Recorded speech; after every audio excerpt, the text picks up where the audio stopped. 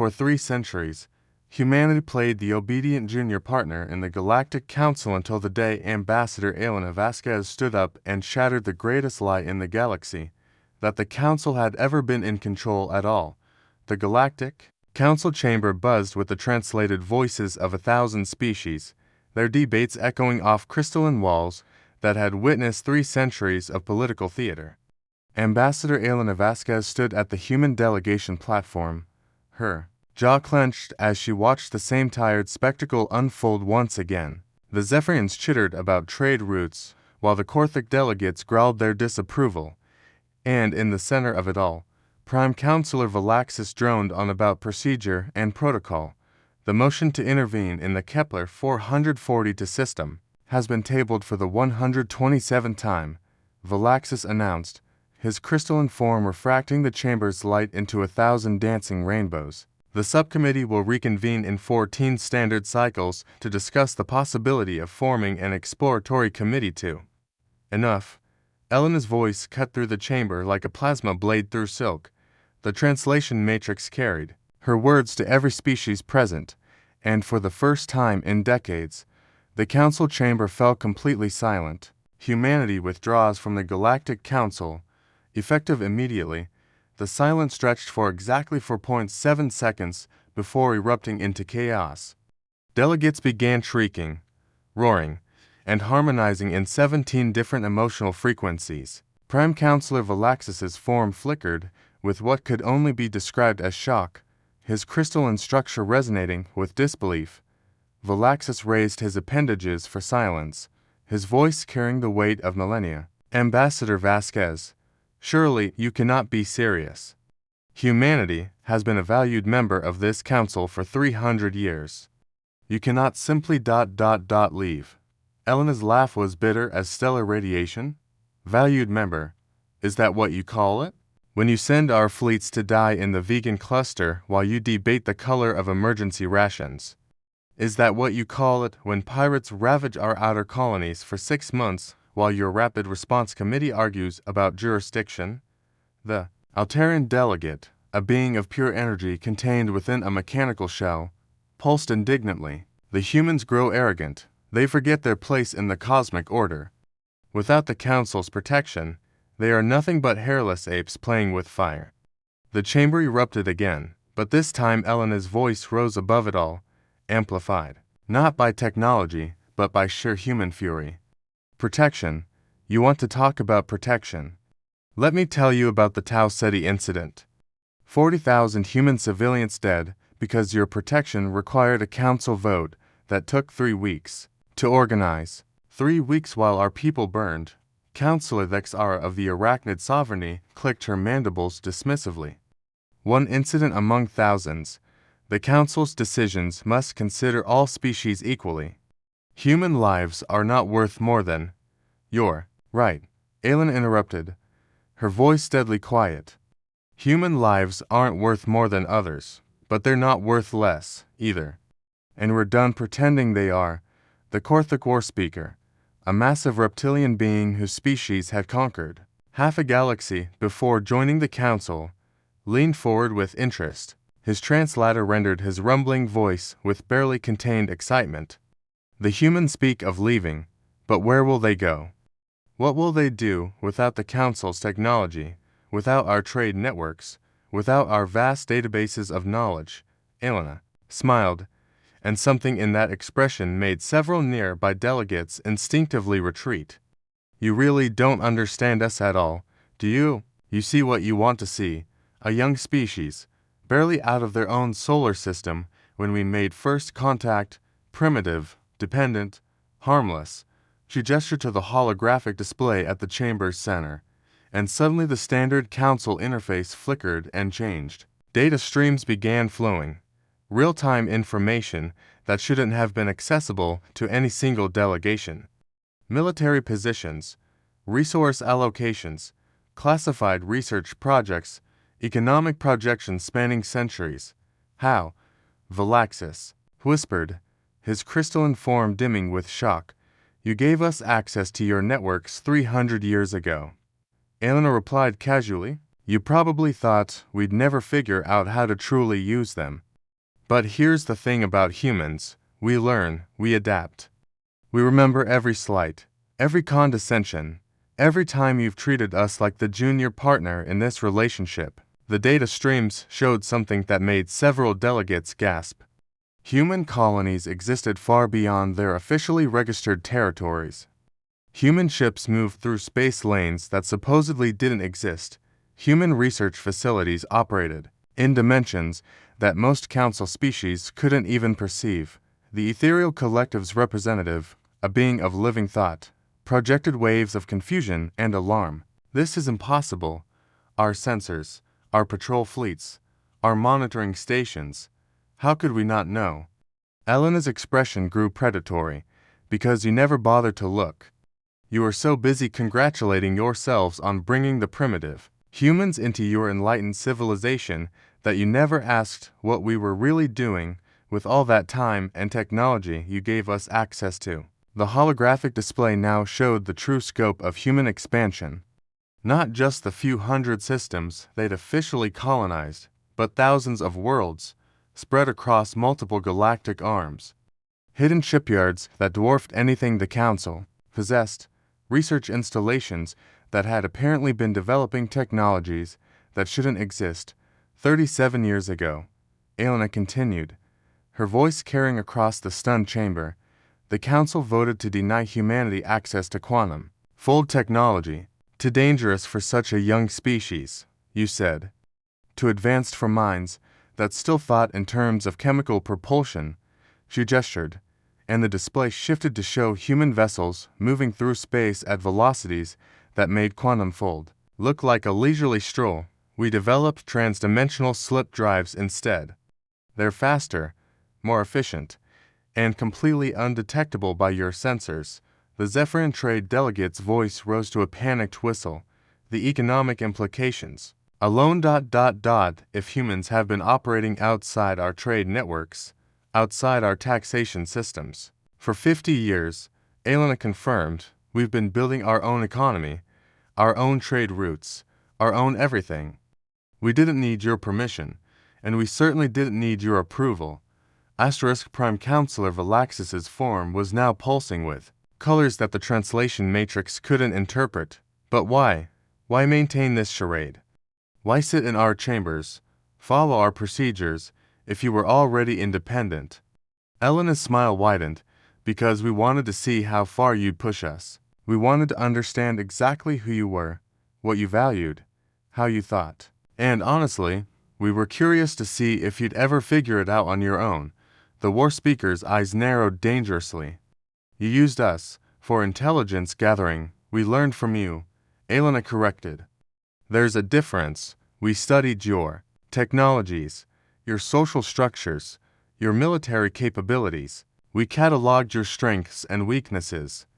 We mapped your supply lines and identified your strategic blind spots.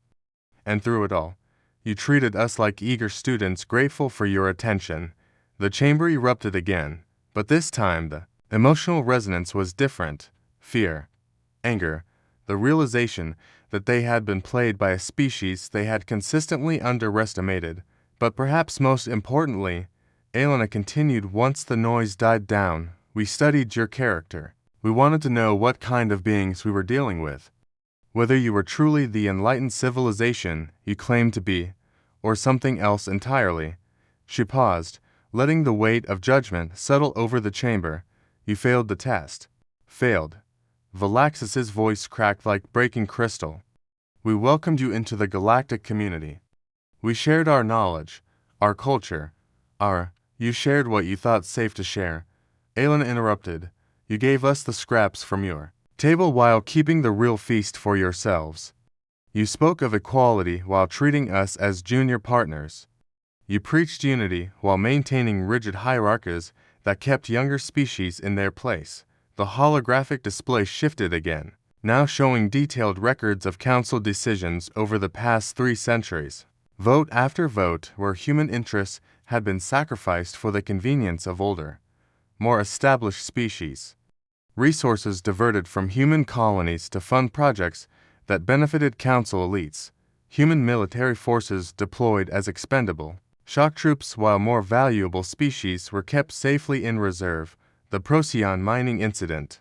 Elena read from the scrolling data. 43 human miners dead because safety protocols were deemed too expensive for such a low-priority operation. The Rigel 7 massacre. Human colonists slaughtered by raiders while your peacekeeping force was diverted to protect a crystalline meditation retreat. Each example hit the chamber like a physical blow. Delegates who had voted on these measures decades ago suddenly found themselves unable to meet the human ambassador's gaze. You want to know why we're leaving? Elena's voice rose to fill every corner of the vast space. Because you never saw us as equals. You saw us as useful tools, convenient cannon fodder, a young species to be managed and controlled until you could decide our proper place in your grand design.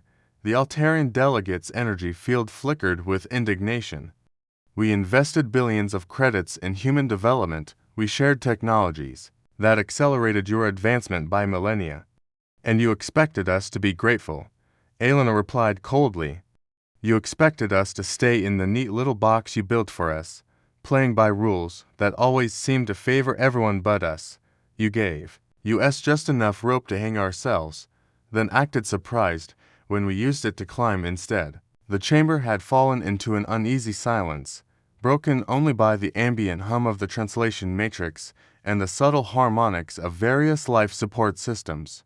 Elena could feel the weight of 1,000 alien gazes upon her, some hostile, some fearful, most simply stunned by the magnitude of what was being revealed. There is still time, Valaxis said finally, his crystalline form dimming to barely perceptible levels. Surely an accommodation can be reached. Humanity has legitimate grievances, but leaving the council entirely is not a negotiation. Elena finished. This isn't a plea for better treatment or a demand for more representation. This is notice. We're done. The Korthik war speaker rose to his full, imposing height. You cannot simply dissolve 3 centuries of treaties and agreements with a single declaration. There are legal frameworks, economic obligations, military commitments, which we've been systematically extricating ourselves from for the past 50 years, Elena replied calmly. Every trade agreement has built-in sunset clauses that we've allowed to expire. Every military pact has been quietly wound down as our forces were rotated home for training. Every economic entanglement has been carefully unraveled. The display showed the evidence. Hundreds of contracts and agreements that had been allowed to lapse, military formations that had been gradually withdrawn, economic partnerships that had been quietly dissolved. What looked like 3 centuries of integration had been systematically undone with surgical precision. But the consequences, the ethereal collective's panic was palpable even through its thought projection interface. The disruption to galactic trade, to political stability, to the balance of power. Elena's expression grew genuinely puzzled. What disruption? We've been functionally independent for decades. The only thing that changes now is that we're stopping the pretense. Besides, Elena continued, her voice taking on a tone that sent chills through beings who didn't even possess nervous systems. You seem to be operating under a fundamental misunderstanding about the nature of this situation. She gestured again, and the holographic display shifted to show something that made every delegate in the chamber freeze. Star charts, not of human territory, but of the galaxy itself, marked with overlays that showed influence zones, areas of control, spheres of power that bore no resemblance to the official council territorial maps. You think you're the galactic government, Elena said softly. You think the council represents the pinnacle of civilization, the natural order of an advanced society, but you're not, and it doesn't. The display zoomed in on specific regions, showing hidden colonies, secret installations, and military formations belonging to dozens of species, many of them supposedly loyal council members. Trade routes that bypassed official channels, technologies that had never been shared with the central database, alliances and agreements that existed entirely outside the council framework. You're a debating society, Elena continued remorselessly. A very old, very prestigious debating society that's convinced itself it runs the galaxy. But the real business of civilization, the trade, the exploration, the technological development, the territorial expansion, all of that happens despite you, not because of you. Prime Counselor Valaxis's form was now barely visible, his shock so profound that his crystalline structure could barely maintain coherence. Impossible. Our monitoring systems, our intelligence networks, are focused on each other. Elena, finished. You spend so much time watching your fellow council members, looking for advantage and plotting political maneuvers, that you never bothered to look beyond your own borders. You never asked what the rest of the galaxy was doing while you debated. The implications hit the chamber like a quantum cascade failure. If humanity had been operating independently for decades, if they had developed technologies and established territories beyond council knowledge, then what did that say about other species? How many others had been playing a similar game? The vegan cluster conflict that you've been debating for 30 years. Elena's voice carried a note of dark amusement. It ended 15 years ago. The participants got tired of waiting for council intervention and settled it themselves. They just never bothered to tell you. More data flowed across the display. Conflicts that had been resolved without council involvement, trade disputes settled through direct negotiation, territorial agreements reached between species that had supposedly been waiting for council mediation. The great irony, Elena continued, is that you've actually been a stabilizing influence, not because of anything you've done, but because you gave everyone something to ignore together, a common bureaucracy to work around, a shared frustration that brought the galaxy closer than any amount of official cooperation ever could have. The Altarian delegate's energy field was now fluctuating wildly. If this is true, if the council has been irrelevant for decades, then why reveal it now? Why shatter the illusion? Elena's expression grew deadly serious, because the illusion is becoming dangerous. You're starting to believe your own propaganda. You're talking about enforcement actions and mandatory compliance protocols and disciplinary measures for non-cooperative species. You're starting to think you actually have the power to back up your threats. The silence that followed was absolute. In the depths of that quiet, every delegate could hear the echo of recent council sessions where exactly those phrases had been used, where the frustration of being ignored had begun to transform into anger, and anger into the desire for genuine authority. You want to turn the council from a debating society into an actual government, Elena said quietly. You want to transform your ceremonial power into real control. And that, my crystalline friend, is where we draw the line. The war speaker's voice carried a new edge of uncertainty. And if we proceed anyway? If the council decides to reassert its authority? Elena's smile was winter incarnate. Then you'll discover exactly why every species in this galaxy has been so careful to humor you all these years. The display shifted one final time, showing something that stopped the breath of every oxygen-breathing species present. Fleet positions. Not just human fleets, but massive concentrations of vessels from dozens of different species, all positioned at strategic points throughout council space. Ships that weren't supposed to exist, using technologies that hadn't been shared with the central database. You see, the thing about being ignored is that it gives you a lot of time to compare notes, Elena explained conversationally, to discover that you're not the only ones who've been patronized and marginalized, to realize that maybe, just maybe, you have more in common with the other junior partners than you do with the species that have been treating you like children for centuries. The implications were staggering. Not just humanity, but dozens of other species had been quietly developing independent capabilities, building their own alliances, creating their own power structures, all while maintaining the polite fiction of council membership. This is rebellion, Valaxis whispered, his form now barely a shadow of its former brightness. This is evolution, Elena corrected. The galaxy has outgrown the council. We're not rebelling against your authority because you never had any to begin with. We're simply stopping the pretense that you did.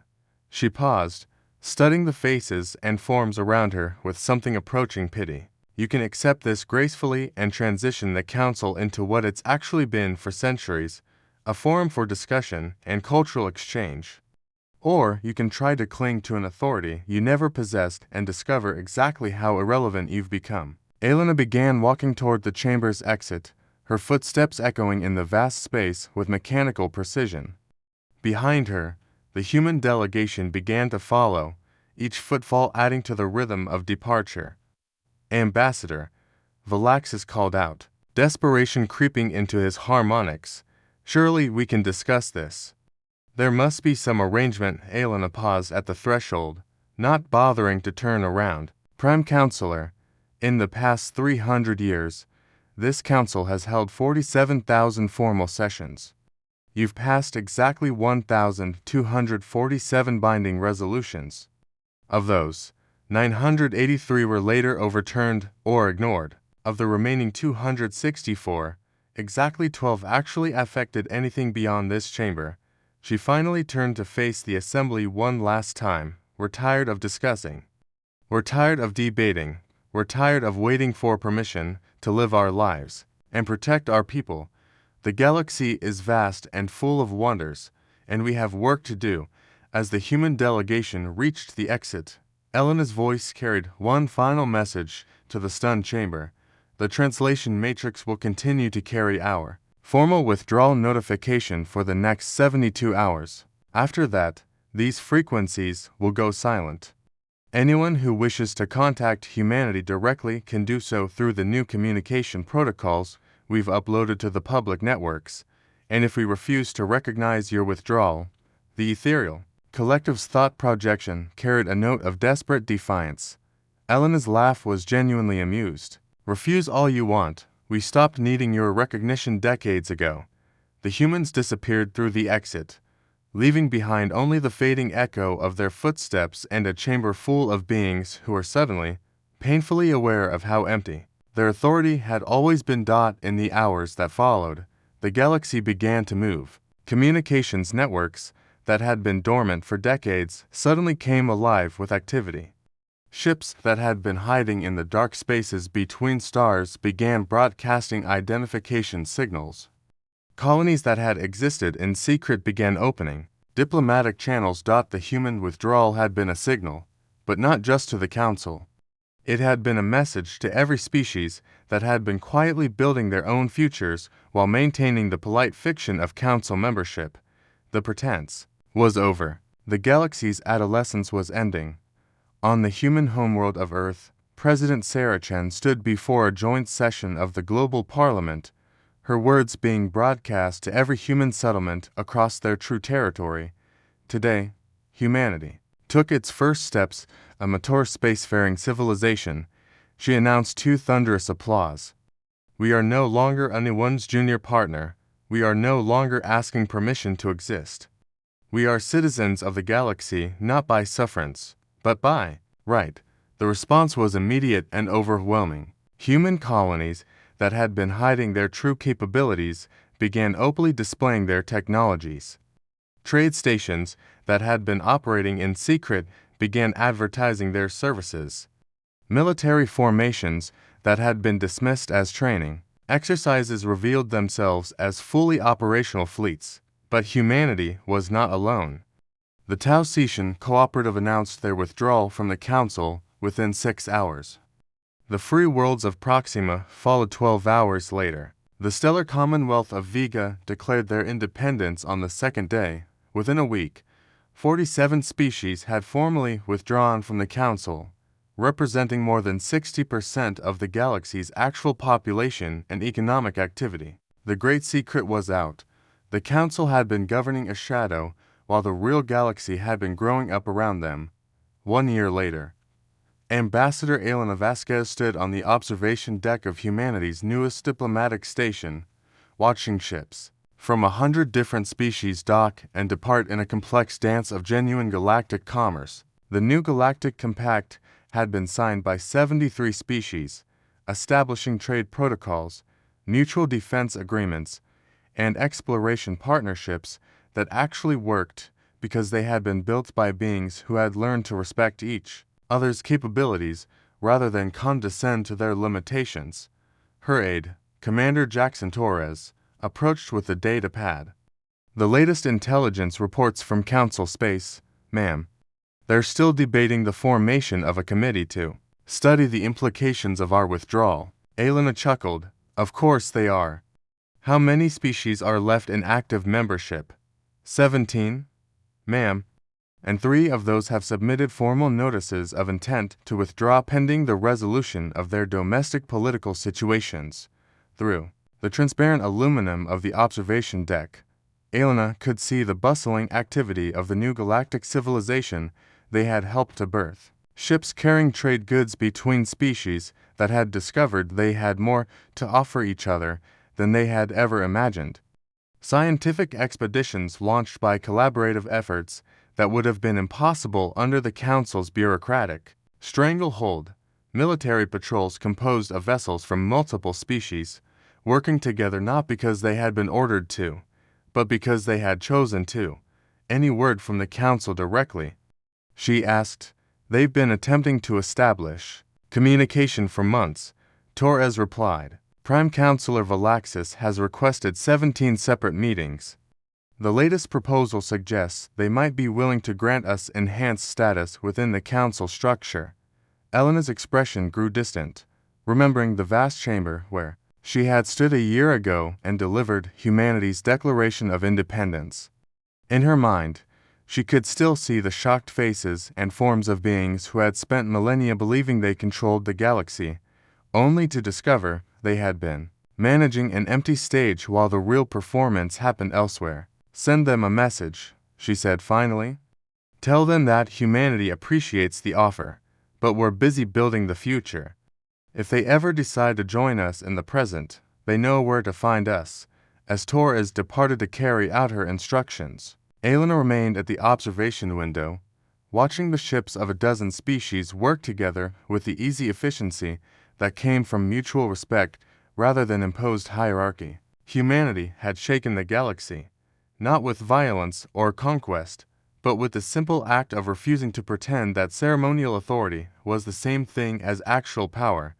The Council still existed, still met in their crystalline chambers, still debated and deliberated and formed committees. But the galaxy had moved on, had grown up, had discovered that it didn't need permission to reach for the stars, and in the depths of space, human ships continued their journey outward, no longer asking anyone's leave to explore the infinite.